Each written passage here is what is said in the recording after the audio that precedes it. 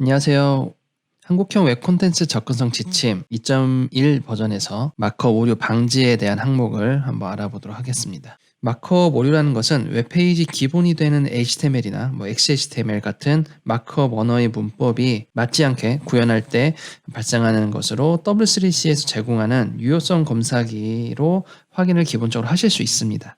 문법에 맞지 않게 개발된 이런 문서를 보게 되면 화면에 보이는 출력이 이상하게 생기거나 기능 동작에 좀 문제가 일으킬 수 있는 부분이 있는데요. 실제 서비스를 제작할 때 문법을 준수하는 것은 당연하기도 합니다. 사실 이 검사 항목은 표준 문법을 모두 준수하는 것으로 원칙을 하고 있지만 표준 문법 중에서도 가장 기본이 되는 그리고 접근성에 관련이 있는 최소한의 사항을 정의한 것으로 되어 있습니다. 그래서 최소한의 오류를 방지하고자 나온 지침이고 실제로는 W3C 밸리데이터 마크업 유효성 검사기에 대해서는 100% 통과하는 것을 추천드립니다. 자, 그러면 최소한의 기준이 어떤 것이 있는지 총 4가지가 있는데 한 개씩 예제를 들면서 한번 보도록 하겠습니다. 첫 번째로는 요소의 열고 닫음 일치라는 것이 있습니다.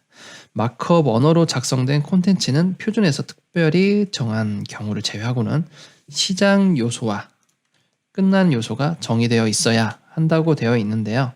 자, 코드를 보면서 이해를 한번 해보도록 할까요?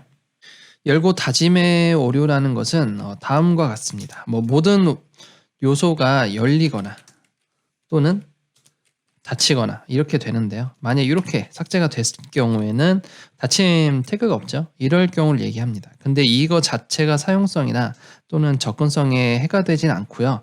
물론 기본적인 문법은 지켜져야 되겠지만 좀 한 가지 예를 들게 되면 어떠한 오류를 발생할 수 있는지를 볼 수 있게 됩니다.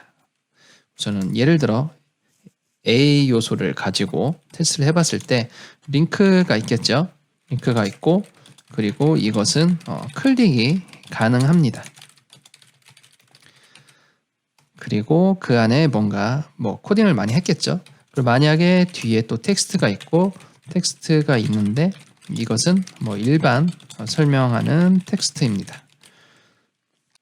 그 뒤에 다른 요소들을 줄 수 있죠. 메인 요소가 있을 수도 있고 여러 가지 랜드마크 요소들이 올 수 있는데 이런 요소들 그리고 다양한 컨텐츠들이 배치될 수 있습니다. 근데 만약에 이 상태에서 A 요소를 닫기를 하지 않았다면 우리가 어떻게 알 수 있을까요? 우선 기본적으로 보게 되면 이렇게 우리가 클릭할 수 있는 것은 클릭할 수 있고 아닌 것은 아니게 구분이 되어 있는데 만약에 A 요소를 닫지 않고 이 상태로 반영을 하게 되면 전부 다 클릭이 이렇게 가능해 합니다.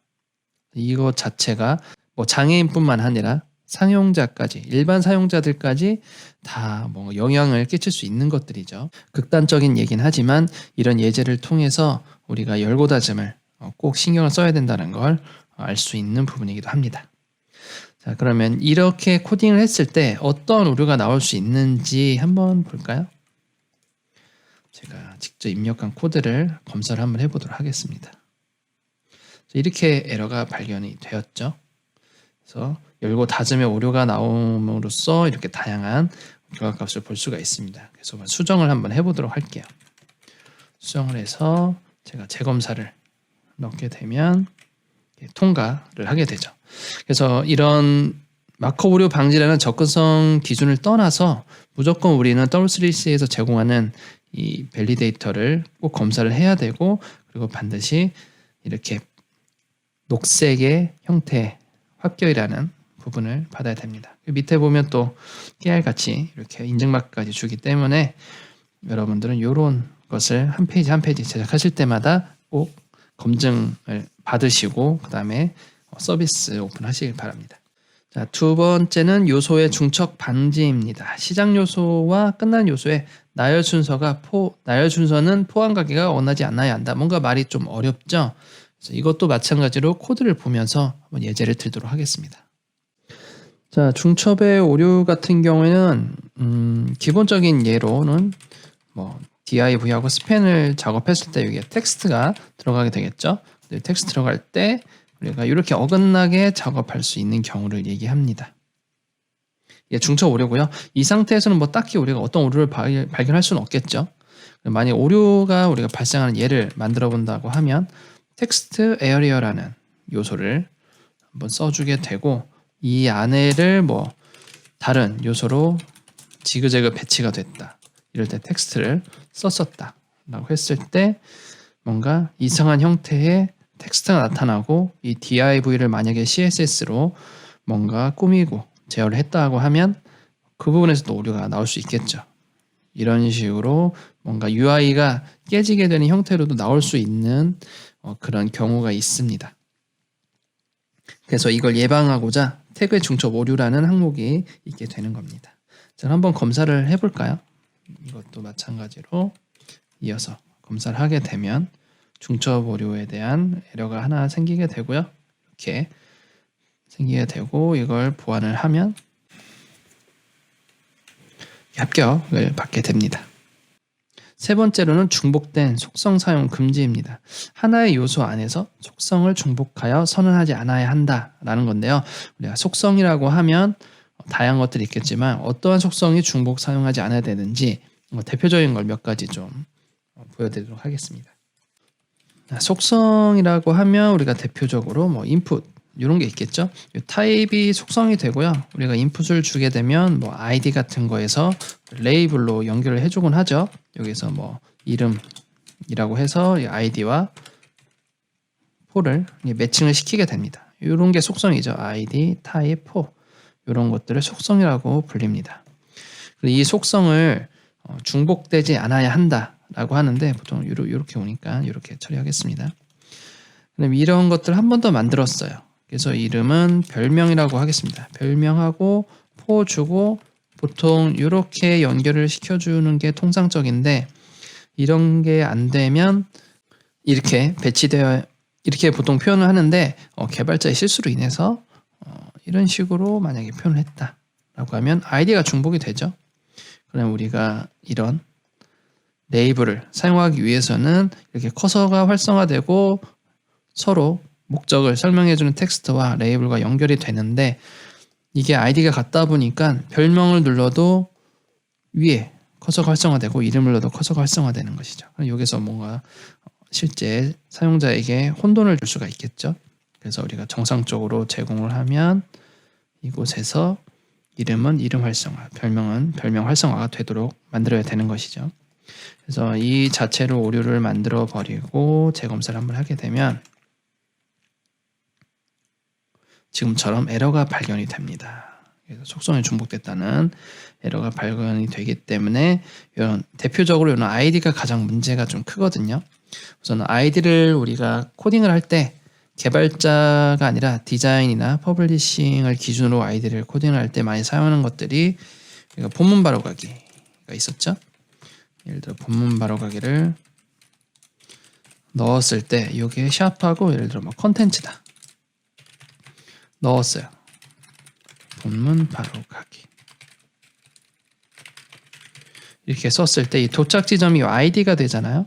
그럼 ID는 한 페이지에 하나의 값을 쓸 수밖에 없는데 이런 것들을 ID를 컨텐트라고 쓰고 그리고 뭐 개발자의 실수로 인해서 예를 들어 뭐 div에다가 컨텐츠라고 썼을 때 요 두 가지를 이렇게 혼동시키면 안 된다는 거죠. 목적지는 하나인데 두 개가 엇갈리게 표현될 수가 있기 때문에 이런 ID 부분에서도 주의를 하셔야 되고요. 대표적으로 아까 얘기했던 것처럼 레이블을 사용할 때 중복돼서는 안 되고 또 한 번 더 아이디를 쓰는 경우가 있는데 테이블일 때 사용을 하죠. 우선은 문법은 어느 정도 무시를 하고 작업을 해보면 뭐 이런 걸 했을 때 예를 들어 콜스팬이나 또는 로스팬과 같은 병합이 일어나는 복잡한 표를 제작을 할 때에는 우리가 ID 헤더스라는 것을 사용할 때가 있습니다.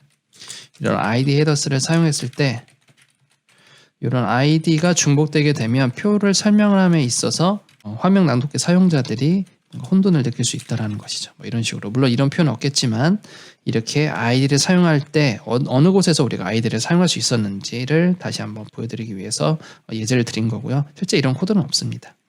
우선 ID 헤더스라는 것이 존재를 하고 여기에 ID가 중복되면 안 된다. 이렇게 쓰면 안 된다라는 거죠. 이런 식으로 표현하면 안 되고요. 아까처럼 본문 바로 가기, 그리고 레이블을 사용할 때 이렇게 총 3가지 정도에서 아이디를 사용하니까 우리가 아이디를 사용할 때 똑같은 속성을 사용하지 않기를 바랍니다. 그 외에도 뭐 몇 가지 뭐 기초적인 실수라고 얘기를 하면 클래스를 넣고 나서 또 이렇게 클래스 이렇게 넣으신 분들도 있고요. 종종 다양하게 속성 오류를 일으키는 경우가 있으니까 이런 속성 같은 경우에는 동일하게 넣지 않기를 바라겠습니다. 자, 마지막으로 아이디 속성 간 중복선은 금지인데요. 제가 여기 앞에서 다 설명을 해버렸죠, 이미. 아이디 속성이 그만큼 중요합니다. 아까처럼 접근성에 관련된 아이디를 활용하는 것들이 3가지가 있기 때문에 그 부분에서 좀 주의를 하셔야 되고요. 그 외에도 중복된 속성이라는 것은 아까 예제를 드린 것처럼 우리가 뭐 인프를 썼을 때 타입을 뭐 2번 쓴다던가 뭐 타이틀을 쓰고 또 타이틀 쓰다던가 뭐 이런 식으로 똑같은 속성을 중복해서 쓰지 말라는 것. 그리고 아이디 또한 속성이기 때문에 이것도 아이디도 속성이죠. 이 속성을 2번씩 똑같은 값으로 넣지 말라. 뭐 이런 거. 아이디 속 뭐 아이디 이런 경우도 있겠지만 뭐 이런 기초적인 실수들도 있을 수 있습니다. 충분히 있을 수 있는 일이고 이런 것들을 주의하라는 얘기입니다. 결국 이런 접근성을 좀 준수해야겠다 해서 요 4가지만 신경 쓰는 것보다는 굉장히 피곤하겠죠. 요것만 따로따로 찾아낸다는 것 자체가 굉장히 피곤한 일이기 때문에 아까도 잠깐 소개해드렸던 요 W3C 벌리데이터 표준 검사기를 통해서 반드시 합격을 받고 나서 작업에 개발에 임해 주시길 바랍니다. 자, 그럼 기대 효과를 마지막으로 영상을 마무리하겠습니다. 시작 요소와 끝난 요소가 잘 대응되고 열고 닫힘을 얘기하는 거죠. 포항 관계가 어긋나지 않도록 열고 닫히면 그 사이에 다시 열리는 요소가 없어야 된다는 얘기죠. 그러니까 닫히는 게 약간 지그재그로 포항 관계가 어긋나지 않도록 뭔가 지그재그로 코딩하지 말라는 얘기겠죠. 아까처럼 제가 예제를 드린 것처럼 이런 식으로 코딩하면 안 된다라는 얘기입니다. 웹페이지의 마크업 문서를 구성하면 웹브라우저 보조 기술이나 작동을 멈추지 않는 콘텐츠 명을 전달할 수 있다. 뭐 링크가 전부 다 덮는다던가 또는 뭐 텍스트 에어리어처럼 그렇게 중간에 끊어준다던가 뭐 이런 것들을 얘기할 수 있겠습니다. 그런 것들의 보조 기술인 뭐 센스리더라든지 화면 낭독기들이 제대로 인식하지 못할 수 있다라는 얘기입니다. 마지막으로 콘텐츠에 필요한 속성의 누락이나 중복된 경우를 없애 콘텐츠 일부 기능 누락을 방지할 수 있다. 네, 일부 기능 누락이라는 것은 제가 아까 얘기해드렸던 레이블에 아이디 넣는 것, 그리고 본문 바로 가기, 아이디 헤더스 같은 복잡한 표에 대한 대응을 말하게 됩니다. 자, 오늘은 이렇게 해서 한국형 웹 콘텐츠 접근성 지침 2.1 버전 중에서 마크업 오류 방지에 대한 얘기를 한번 해보았습니다. 뭐 이런 4가지 예제가 있지만 아까도 말을 했듯이 이 밸리데이터 사이트에서 직접 검사를 하신 뒤에 반드시 초록 바가 나오는 합격된 페이지를 통과를 하시고 나서 개발에 임하는 게 가장 베스트라고 생각을 합니다. 자, 그럼 오늘 여기까지 하고요. 다음 시간에 다른 지침 설명으로 돌아오도록 하겠습니다. 감사합니다.